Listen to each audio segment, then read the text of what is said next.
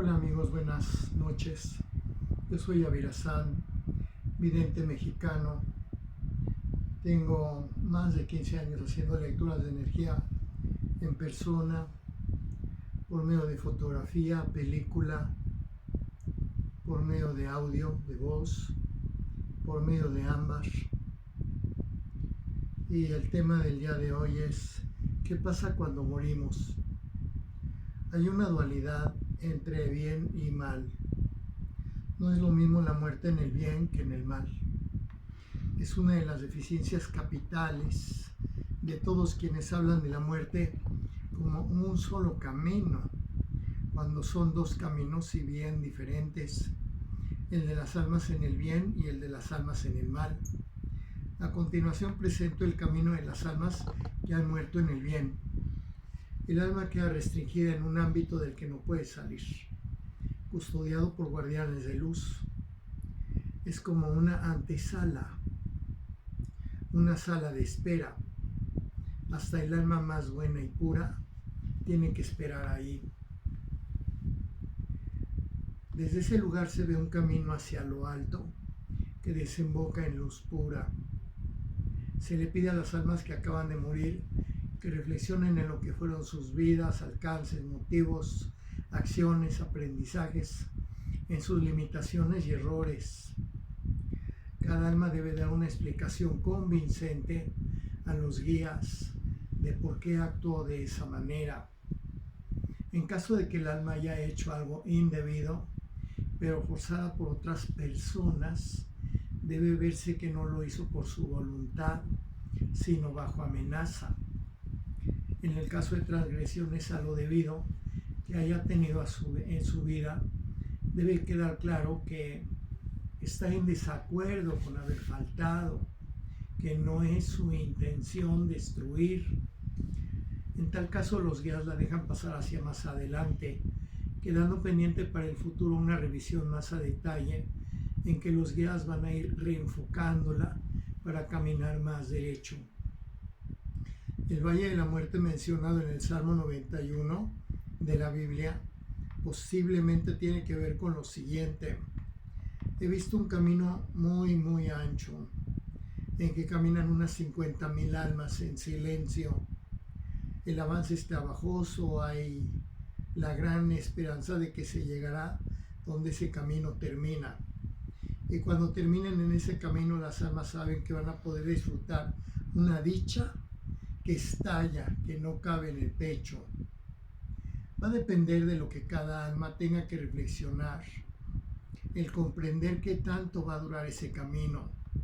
Una persona fue repetidamente infiel, maltratador y abandonador en vida humana. Entró en ese camino de decenas de miles de almas a manera de reflexionar en su comportamiento abusivo y maltratador hacia su pareja. Es probable que si su comportamiento no hubiera sido tan abusivo, esa persona no estaría en ese camino, el cual no tiene nada alrededor. Las almas no caminan tomadas de la mano, nadie habla, cada quien avanza en la individual. Caminar ese camino es trabajoso, exige esfuerzo, algo parecido a caminar con viento en contra. Hay un paso muy importante que consiste en qué tanto va el alma a desdecir de lo que hizo en vida, puesto que de las respuestas que dé a los guías, ellos van a decidir a qué ámbito espiritual dirigir a esa alma. Por ejemplo, el caso de un alma convencida de que hay que ejercer presión excesiva sobre los demás. Lo vital en ese asunto es que no es algo de lo que esa alma en particular sienta que deba arrepentirse, sino que lo asuma y reafirme. No lo cambia como actitud o convencimiento personal. Eso muestra que hay niveles de debido o indebido que son afirmados por cada alma, que no considera que sean una transgresión y que determinan a qué ámbito hay que dirigir a tal alma. En otro caso, la persona que murió golpeaba y era infiel a su esposa, le dio muy mala vida, mucho dolor. El plano espiritual en que se encuentra actualmente, con todo y haber pasado ya 3 años de haber muerto, es un plano espiritual donde las almas apenas se pueden dar a sí mismas un poco de paz. Así como una persona trata de guarecerse de una tormenta marina en la playa, muy precariamente buscando un refugio, esa es la situación en que ese individuo golpeador y maltratador está en la actualidad, no tiene paz o tiene muy poquita paz y es muy insegura. Es conveniente que el alma no se quede nada más en la sensación de pérdida por haber dejado al morir todo el fruto de su trabajo, su casa, todo lo que tenía. Pues un poco más adelante le viene al alma una energía verdaderamente conmocionante, envolvente, sumamente cálida y reconfortante, que en realidad se va a convertir en el ámbito espiritual en que esa alma va a vivir en adelante en los planos inmateriales. Enseguida las almas duermen algo así como 20 años. Su descanso al dormir puede ser interrumpido por los guías, que van llamando al alma para que entre a lugares de penitencia, de oración o de ejercicios espirituales por etapas, por periodos. Sí dejan al alma dormir, pero por periodos la van despertando para continuar los guías con los procesos de reflexión y limpieza que se necesiten. Todas las almas pasan por estos pasos en grandes conjuntos de almas, no individualmente. Para las almas de mal comportamiento en vida, al morir los guías las pueden castigar de la siguiente manera, poniéndolas en posturas extremadamente incómodas, por ejemplo, mejilla pegada con rodilla, poniéndolas en lugares congelantes, poniéndolas en silencio, amarrándolas de las muñecas de las manos, poniéndolas en lugares nauseabundos, poniéndolas en sitios de cercanía con demonios, donde el alma queda aterrada por el horror de tal demonio. La duración de tales castigos depende de la gravedad de lo que el alma haya hecho. Las almas víctimas de abortos, cuyo cuerpecito fue tirado a la basura y se les impidió nacer, pasan por un gran dolor y tienen que hacerse un esfuerzo por volver a formarse con las almas que están esperando nacer. He visto que almas que fueron abortadas ya en la actualidad nacieron de otra pareja después de un tiempo, el cual no es el mismo para todas las almas abortadas.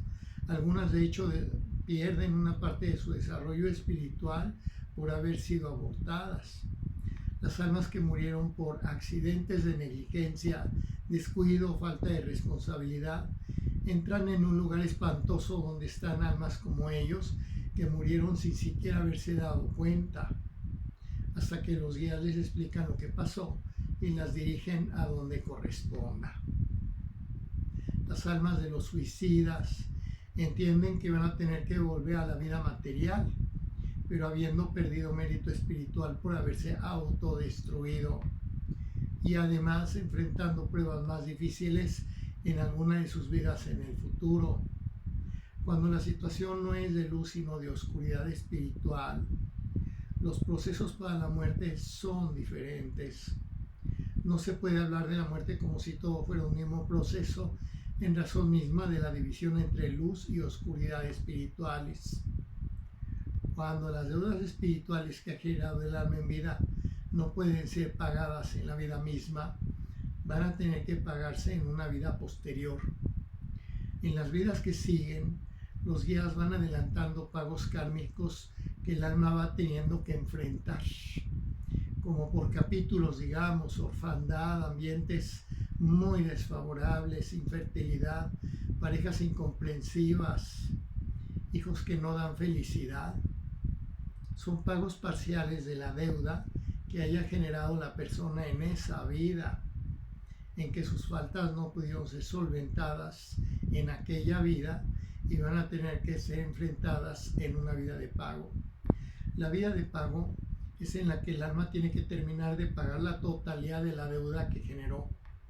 En ese proceso de preparación para la vida de pago, el alma va a tener que producir una fuerte relación de compromiso con otra u otras almas para que se conviertan en su familia en la vida de pago. Va a tener también que generar un interés, capacidad y habilidad hacia un área de la vida que le sirva como habilidad en la vida de pago. Llegado el momento, los guías destinan a tal alma a vida de pago con discapacidades, imposibilidad de funcionar normalmente en lo emocional, social, familiar, mental o físico. Es el momento en que tal alma pone a funcionar la relación con esa persona que le va a servir de apoyo y va a aplicar esa capacidad para actuar, producir o trabajar para funcionar en una actividad a lo largo de esa vida. La vida de pago es llamada espiritualmente divino instrumento de rectificación. Una mujer en vida pasada provocó la destrucción de familias. Muchos niños quedaron sin padres. No podía pagarlo todo en el astral después de esa vida. Tuvo que enfrentar una vida de pago, en la cual siendo ya adulta sufrió un grave problema cerebral. Tuvo que ser operada y quedó como un vegetal, inmóvil en una cama, con los ojos cerrados pero viva. Su hermana, sin embargo, la mantuvo en estado de pulcritud, salud, atención amorosa, con todo y que ella estaba como muerta, sin hablar ni moverse. Esa hermana que le sirvió para solventar su vida de pago, es más que probable que haya sido precisamente esa relación que el alma culpable cultivó para que le sirviera en su vida de pago. En otro caso, un hombre se asoció en el pasado para capturar, quitar la libertad, esclavizar y volver miserables a sus víctimas. Después los vendía. Mientras más eran miserables, más le pagaban por ellos. No podía limpiar su pecado ni en aquella vida, ni en planos espirituales posteriores, así que tuvo que enfrentar una vida de pago.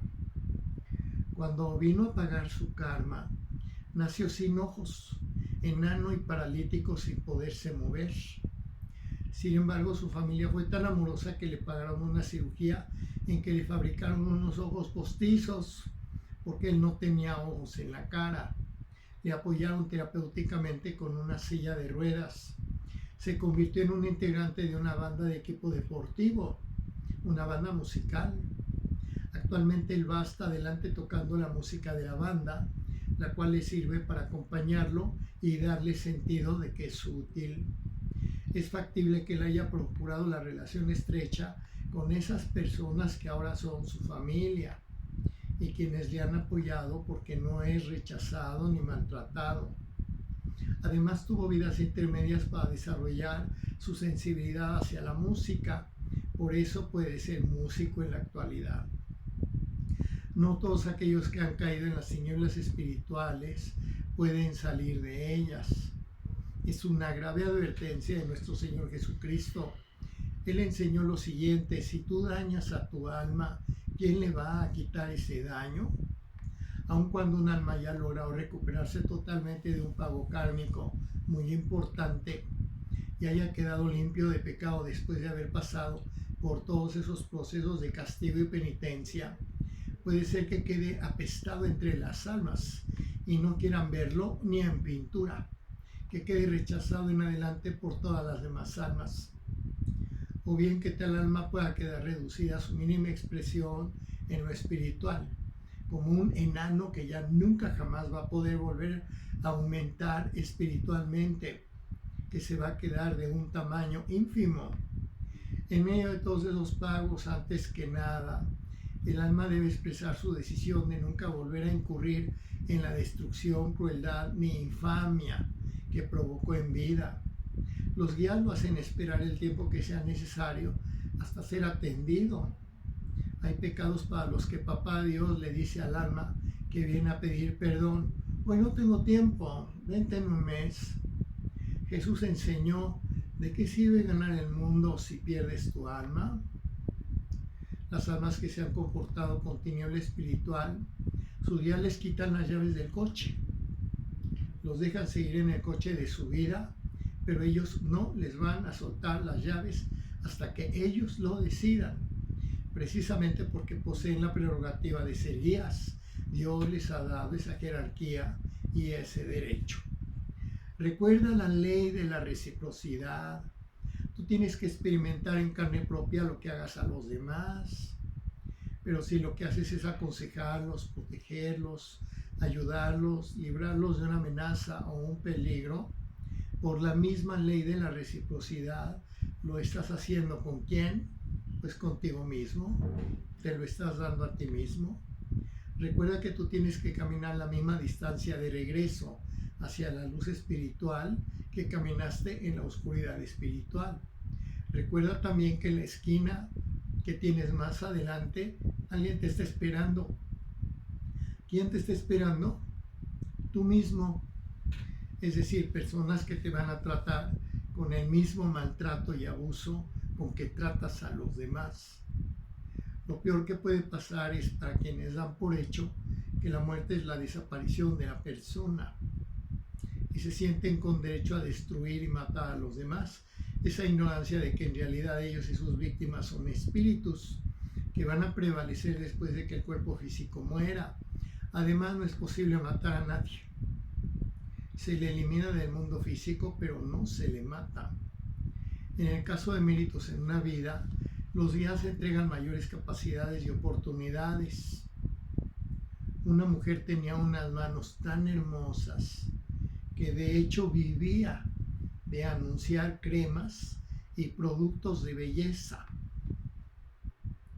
La razón de tal belleza en sus manos fue que en una vida anterior trajo niños abandonados a vivir a su casa, los sacó del peligro, les dio un hogar donde vivir, y la belleza de sus manos fue dharma, es decir, un beneficio alcanzado por la persona por tal virtud en su vida anterior. El alma humana tiene un camino como el del reloj de arena, que al morir cambia a vida inmaterial. Pasado el tiempo de dormir y de escuchar las conferencias de los guías, llega un periodo en que cada alma debe enfocarse planteándose su próxima vida.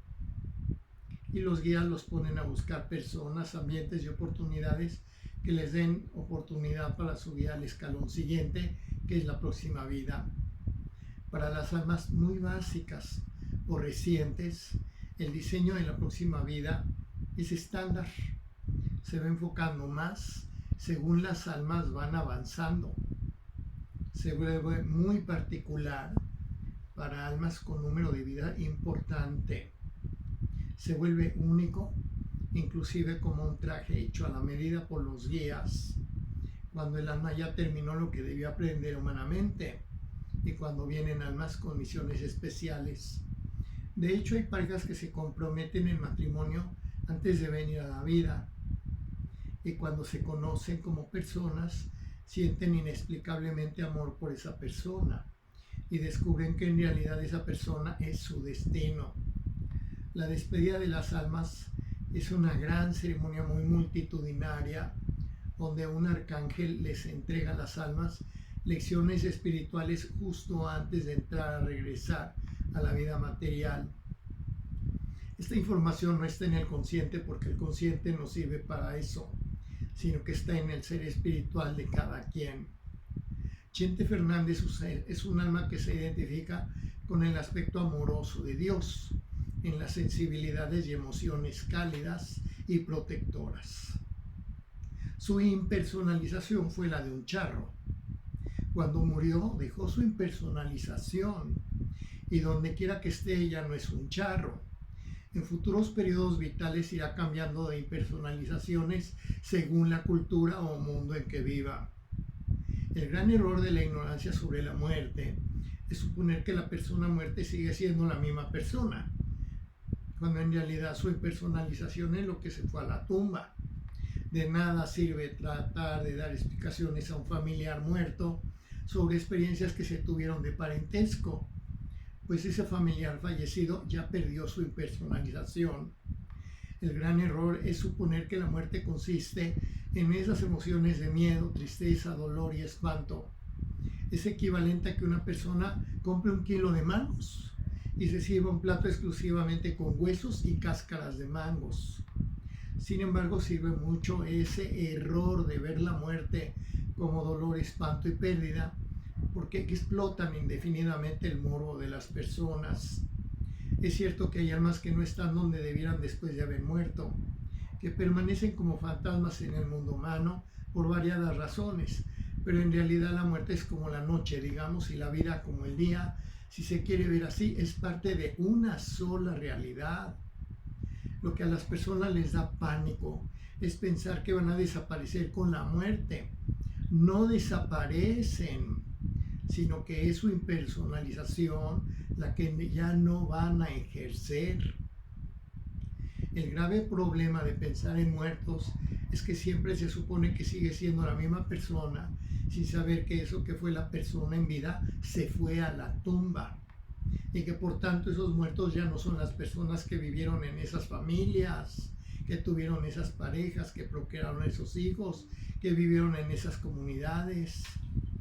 Pensar en muertos debe dejar por fuerza de ser pensar en que tales muertos siguen siendo las mismas personas.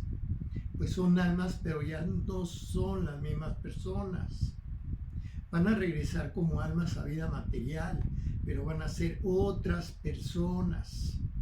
Es decir, con otras impersonalizaciones, las cuales van cambiando de país en país. Hay almas que tienen vidas en 10 diferentes países latinoamericanos, por ejemplo. Si lo deseas, puedes conservar tu impersonalización, que son los recuerdos y experiencias de todas tus personas amadas, de todos tus ambientes en que creciste y viviste, de todas tus aventuras y logros. Puedes defender tu impersonalización de todo lo que has vivido mientras sigas vivo. El pánico de desaparecer en la muerte no es nada más por morir, sino porque se tiene miedo de que uno ya no exista. Pero uno va a seguir existiendo, avanzando, aprendiendo, superándose, evolucionando, si bien ya no en la actual impersonalización. Si tienes una vida que adoras por todo lo que has vivido de bueno y sensible a tu corazón, aprecia tus recuerdos y todo lo bello y amado que tienes, que es defender tu impersonalización. No es bueno buscar hablar con los muertos, pues en el periodo entre vida las almas están tan ocupadas en todas las labores que deben cumplir, que buscar hablar con los muertos no es otra cosa que arriesgarse a caer en las garras de espíritus engañadores, que van a mentir nada más para meterse en la vida de quien busca eso, sin que después los pueda sacar de su vida. Es un gran peligro. Mejor asegúrate de mostrarle a la otra persona el amor, la lealtad, la comprensión y la ayuda en vida, hermano, en vida.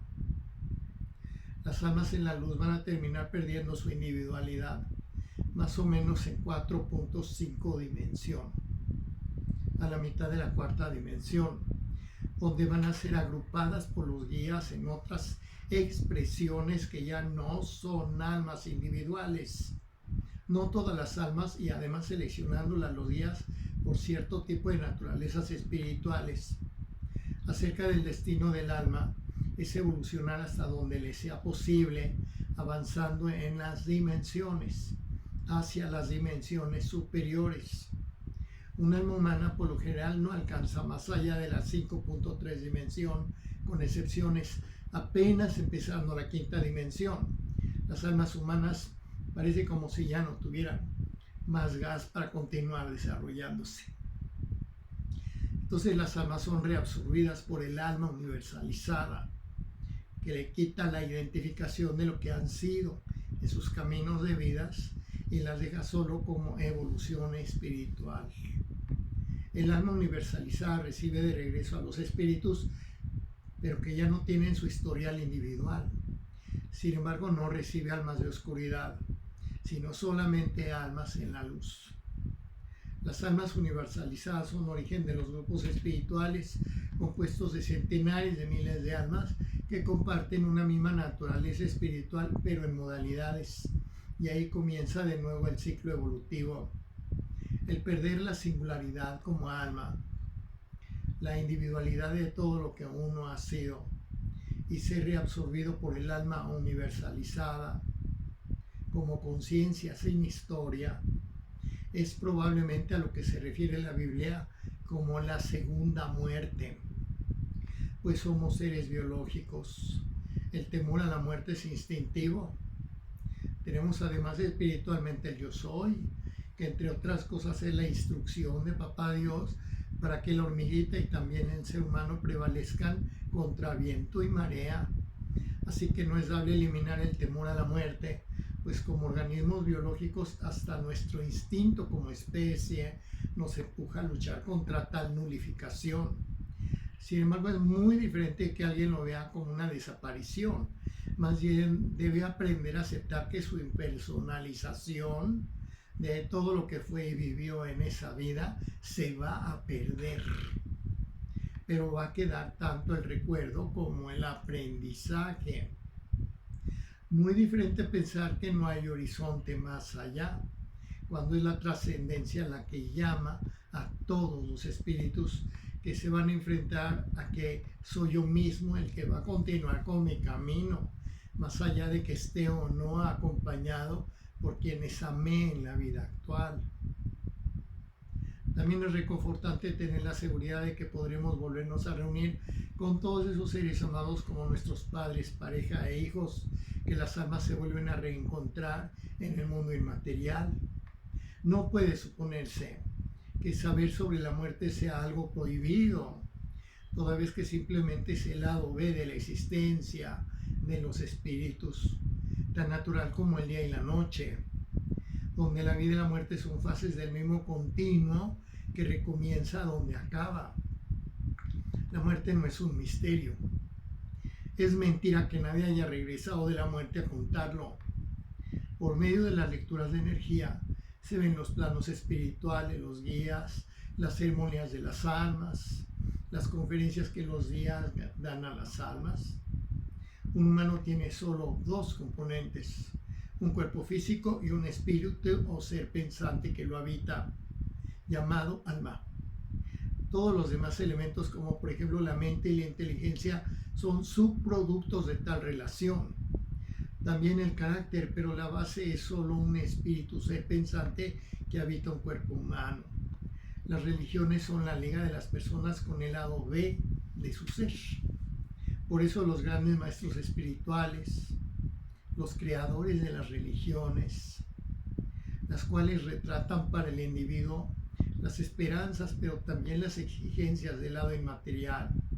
Y es tiempo para que todas estas realidades sean descritas y las personas puedan comprender que la muerte más bien es un paso hacia la segunda manera en que existe la persona como espíritu. Por definición, las almas humanas pertenecen a dos mundos que son complementarios. Uno es el mundo físico, otro es el mundo invisible a los sentidos físicos. Es un solo camino que se va turnando desde lo físico hacia lo inmaterial y viceversa. Ahora se dicen especialistas en la muerte como si fueran doctores en doctorado. Hablan de la muerte como si fueran fórmulas de física nuclear, inaccesibles y solo para expertos. Eso no es cierto. Se trata de una realidad dinámica que abarca desde el nacimiento del alma en un grupo espiritual hasta el camino de vidas, pasando por su naturaleza espiritual y los planos inmateriales donde ha estado. Un proceso dinámico como el de los delfines, que van saliendo en sus saltos del agua y después volviendo a sumergirse en el mar. Un proceso igual al del reloj de arena, que cuando naces como persona se da vuelta desde lo inmaterial a lo material. Y cuando muere tu cuerpo físico se vuelve a dar vuelta pasando desde lo material a lo inmaterial. No son dos realidades ajenas, sino que es una sola realidad del alma en dos mundos. Un mundo material que es denso, limitado y limitante, y un mundo inmaterial en el que se observan todas las realidades de Dios Padre. Son las dos fases de nuestra existencia. La muerte no es un misterio, sino que el misterio está en la necesidad de las personas de seguirse espantando con muertos, pero ese tiempo tiene que cambiar a todas esas comprensiones. En una lectura de energía te digo en qué número de vida te encuentras, cuántas vidas has tenido, cuánto tiempo tienes en la dimensión humana, cuál es tu origen como alma, tus capacidades y mayores fortalezas, que son tu naturaleza espiritual. Te digo sitios donde has tenido vidas pasadas. La misma información te doy de tu pareja e hijos. Te hago lectura de energía con mi ámbar. Te entrego una grabación de tu consulta para que la conserves. Te limpio tu energía personal. También hago lecturas por fotografías, video, audio y ámbar, según lo que necesite el interesado, en México y en el extranjero. Doy conferencias a grupos de terapias alternativas y Reiki, en México como en el extranjero. Atiendo a grupos de interesados, tanto en México como en el extranjero. Mi página web es avirazan.com.mx y mi canal de YouTube es Avirazan. En la 7ª entrevista que me ha hecho el investigador Johanan Díaz, he tenido 46,000 visitas en 10 días. También ofrezco 22 de mis libros a interesados en conocer el camino de las almas. Yo soy Avirazan y para mí es un privilegio tener la oportunidad de entregarles todos estos conocimientos.